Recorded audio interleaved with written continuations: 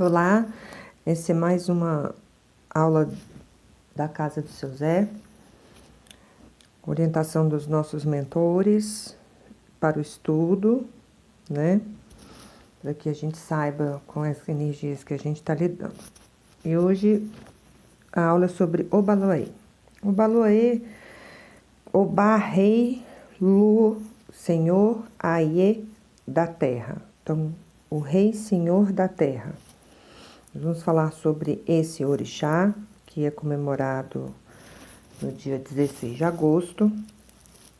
Nós vamos refletir sobre os mistérios que envolvem essa energia desse orixá.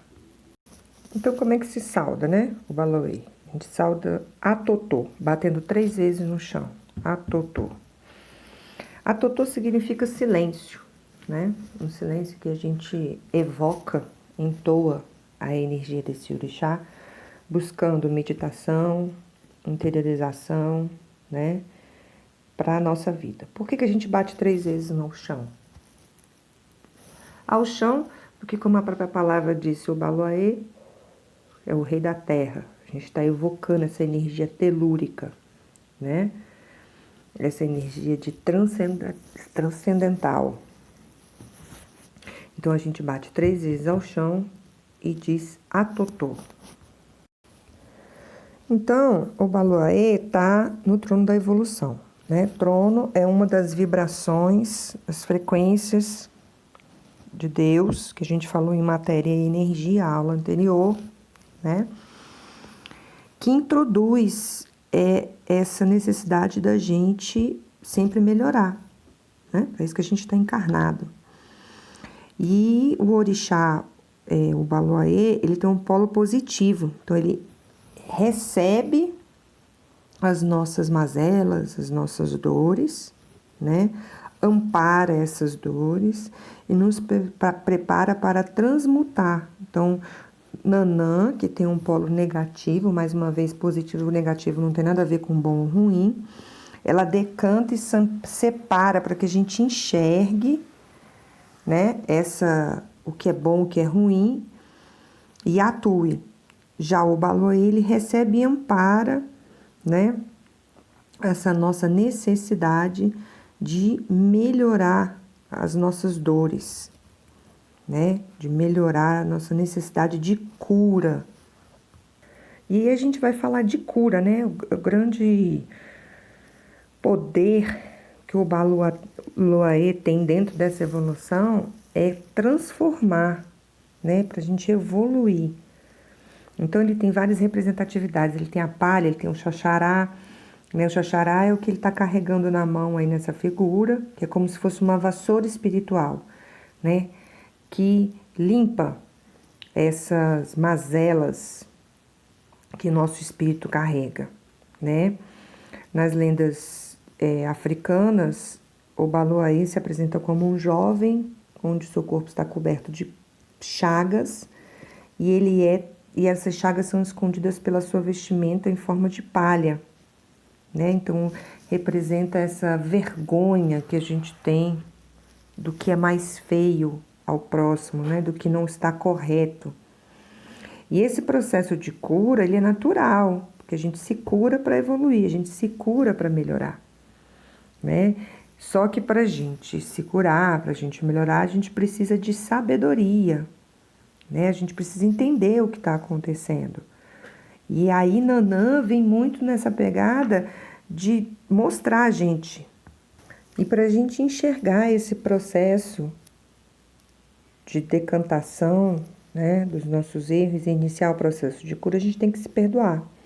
Então, esse texto do David Dias vem dizendo, quase que um mantra, né, que a gente deveria fazer de se perdoar, né, de todas as nossas mazelas diárias, essa vida atribulada que a gente tem, a gente sempre procurar esse perdão e não a culpa, porque a culpa, ela engessa, ela não te permite acessar essa transformação, essa transmutação, que esses dois orixás, na verdade, né, tanto o Baloaê quanto o Nanã, nos promovem.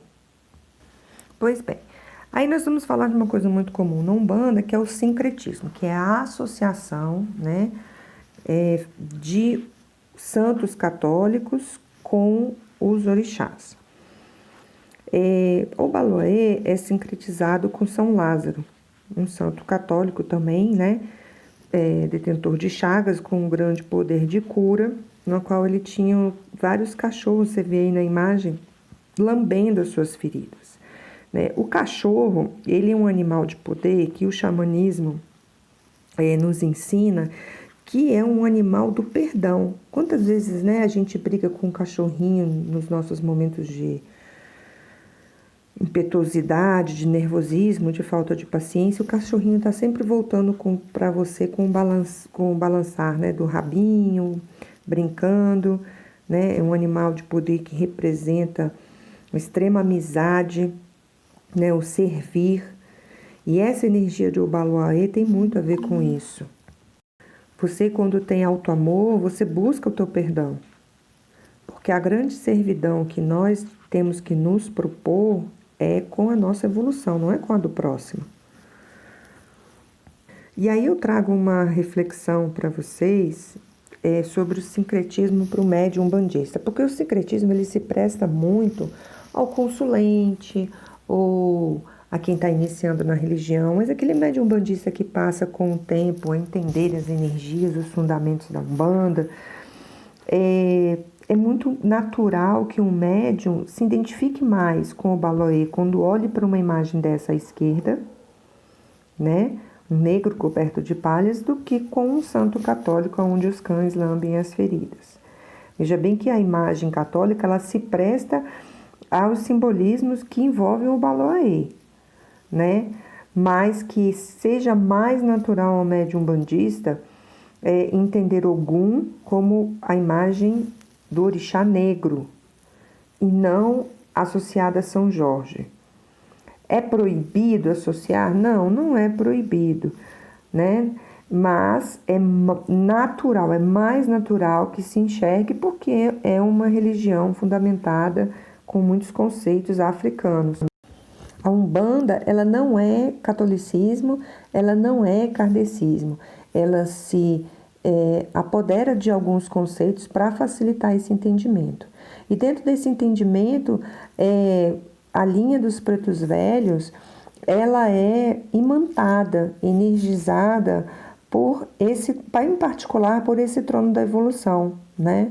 O trono onde temos os regentes, o Baloaê e Nanamburuquê, né? Aonde a sabedoria dos mais velhos, né, pela experiência de vida, pelo seu processo de transformação e de cura, né, ela nos serve para essa orientação. Então, quando você vê um preto velho segurando um cajado, né, qual é a representatividade que isso tem? Essa dedicação do caminhar pela estrada, né, com paciência, com perseverança, para que o cajado o auxilie, para lhe dê apoio, para que não tropece nas tentações de errar, né, nas tentações de dar mais valor ao que é profano do que é sagrado, né, para que nós não sejamos o obstáculo da nossa própria cura. Então, o Baloaê e Nanã sustentam vibratoriamente a linha dos pretos velhos com todos esses elementos, com todos esses fundamentos energéticos. Então, num terreiro, normalmente, essa linha está amparada, né? Quando a gente ouve um toque para o Baloaê ou para o Mulu ou para Nanã nas linhas para um trabalho de preto velho, né? E aí a gente vai falar justamente sobre uma coisa que mexe muito. Qual é a diferença de Obaloaê para Omulu?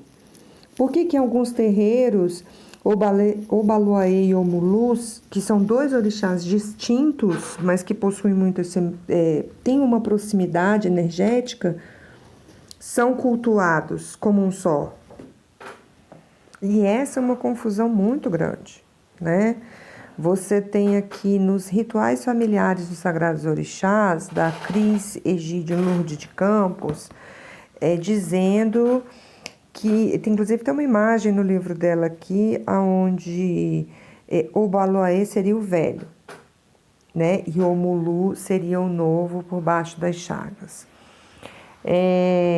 No terreiro aqui na casa do seu Zé, a gente entende que Obaloaê, né, é o novo e Omulu é o velho. Tem inclusive um ponto muito bonito, depois eu vou lembrar de botar o link no nosso grupo do WhatsApp, que ele fala: velho é Omulu, o novo é Obaloaê.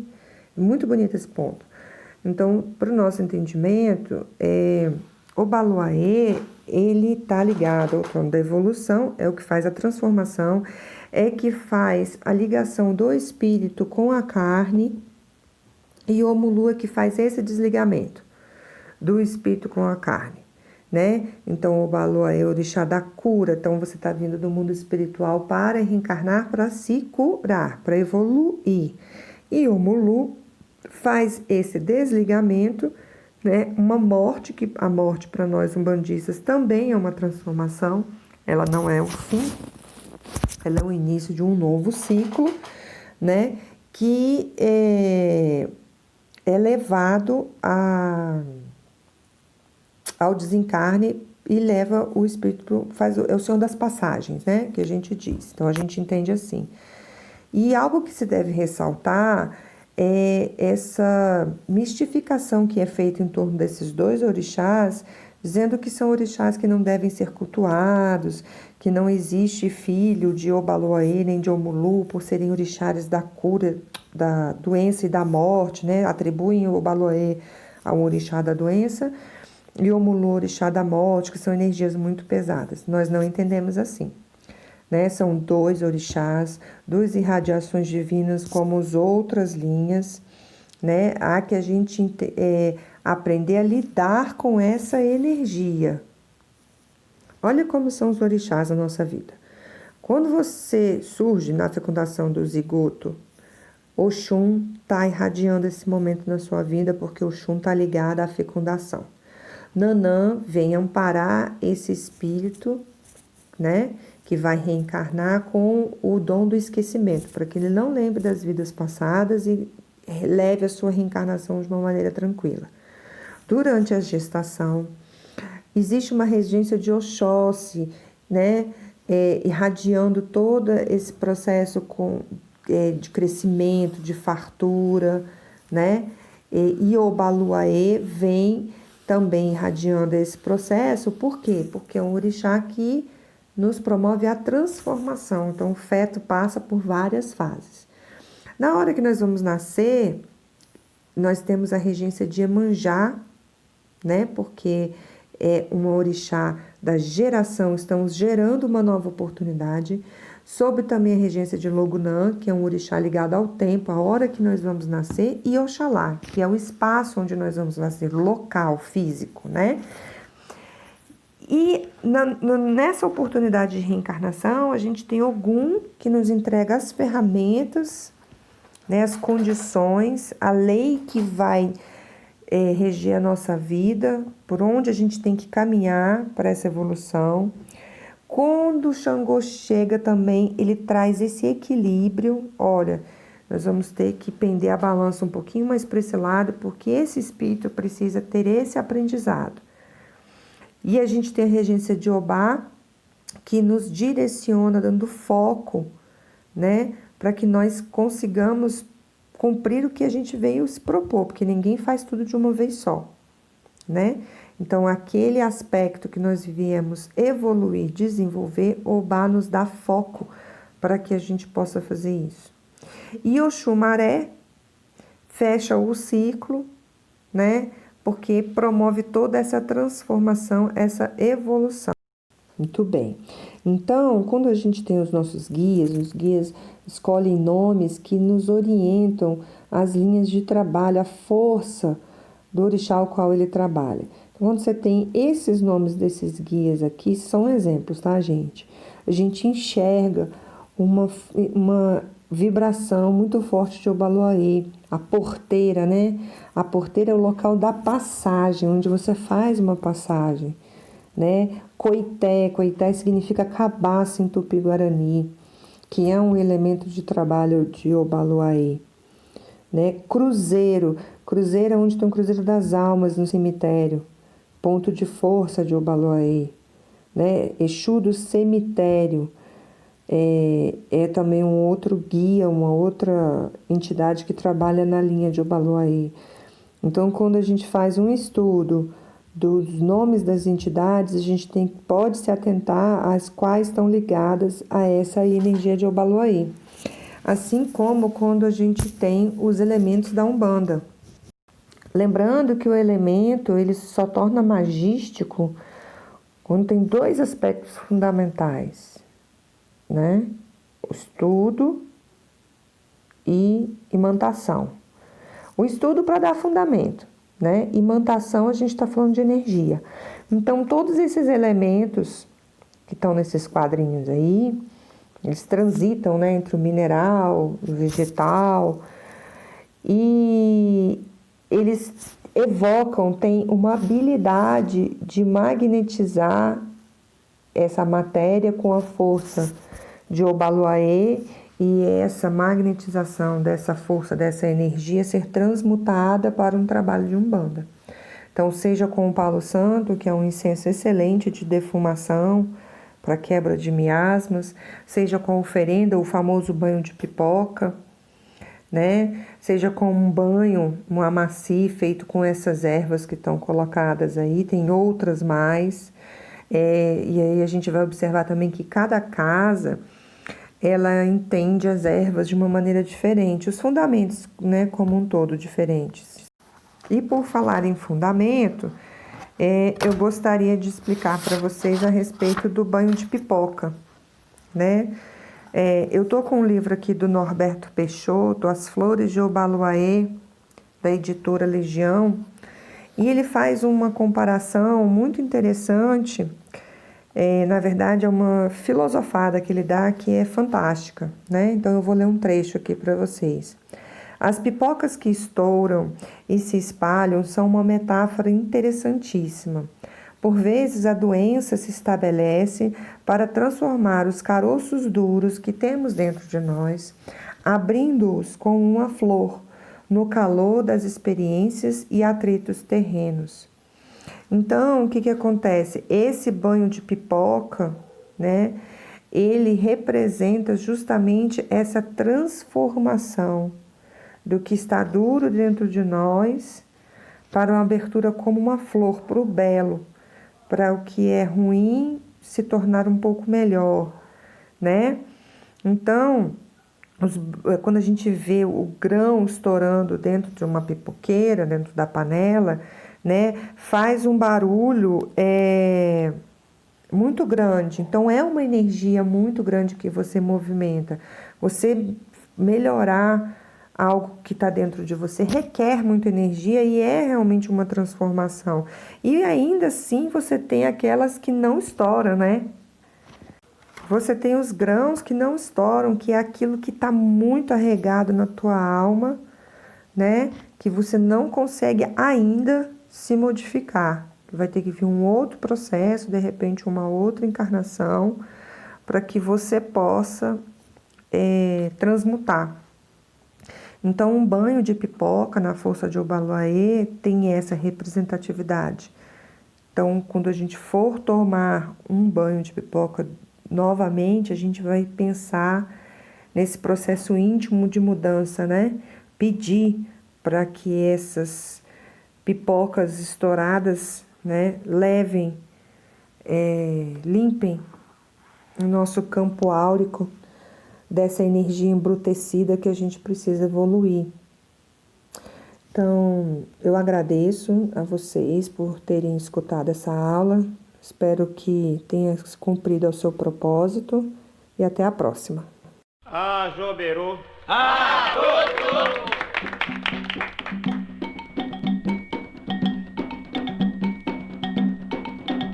São flores na